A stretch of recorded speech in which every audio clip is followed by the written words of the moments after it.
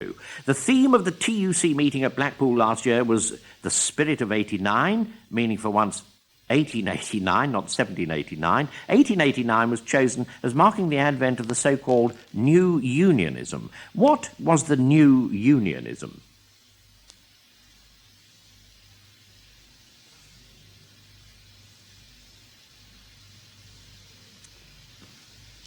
Out of time. Mr. Townley? Was it the union between the workers' organisations and the Methodist Church? No, it wasn't, no.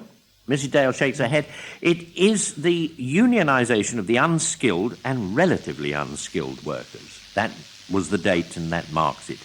And indeed, that brings us to the end of the round, the end of this particular competition. The final scores are these. A final up to a point. 6 to Mr. Bradley, 10 to Mr. Ambrose, 12 to Mr. Townley, 12 to Mrs. Dale.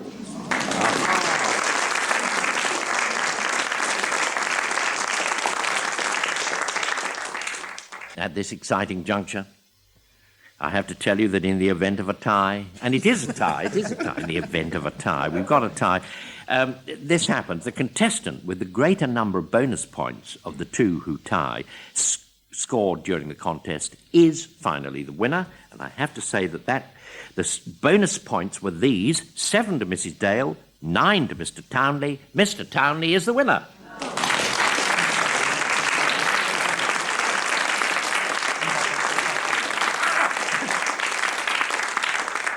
So there, that was exciting, and Mrs. Dale lost by the merest whisker of 2 bonus points, 9-7. So Mr. Townley is our winner. I congratulate him. He goes along to the semi-finals. Next week, we have another 4 contestants from London. Until then, goodbye.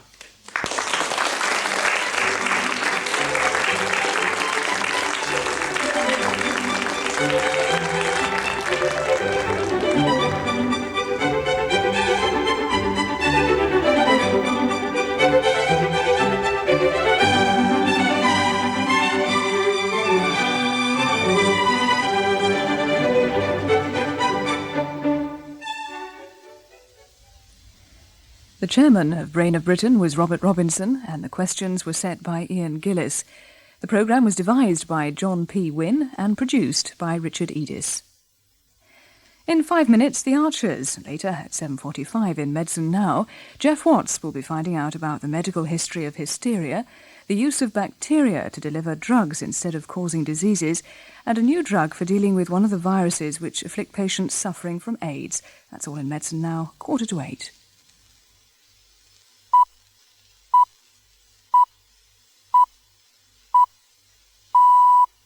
BBC News at 7 o'clock. The prison officer held hostage at Shotts Jail near Glasgow has been released. The Home Office has announced it's bringing forward the recruitment of 200 extra prison officers. The Irish Prime Minister has defended the Republic's record in fighting terrorism. Police officers are claiming damages for the trauma they suffered at Hillsborough. The Home Secretary, Mr. David Waddington, has been holding separate talks with representatives of prison governors and the Prison Officers Association, and has announced that the recruitment of an extra 200 prison officers is being brought forward. The talks took place on the 11th day of the siege at Strangeways jail in Manchester and coincided with the release of an officer who had been held hostage by inmates at Shotts Jail near Glasgow. Before going into the meeting, the General Secretary of the Prison Officers Association, Mr. John Bartell, said there was deep anger among the officers at the complacency and the way the current unrest is being handled, and with what he termed the Home Office's apparent attempts to whitewash what was happening in Britain's jails. The association has put forward a plan to deal with what it describes as the emergency in the jails, including recruiting 600 more officers and a set of minimum standards for inmates. After the meeting, the Vice-Chairman of the Prison Governors Association, Mr. Christopher Scott, said Mr. Waddington had expressed his full confidence in the Governor of Strangeways and other prison governors, and had promised high priority would be given to riot control equipment and training. Although the prison officer who had been held at Shotts Jail has now been released, the siege at the jail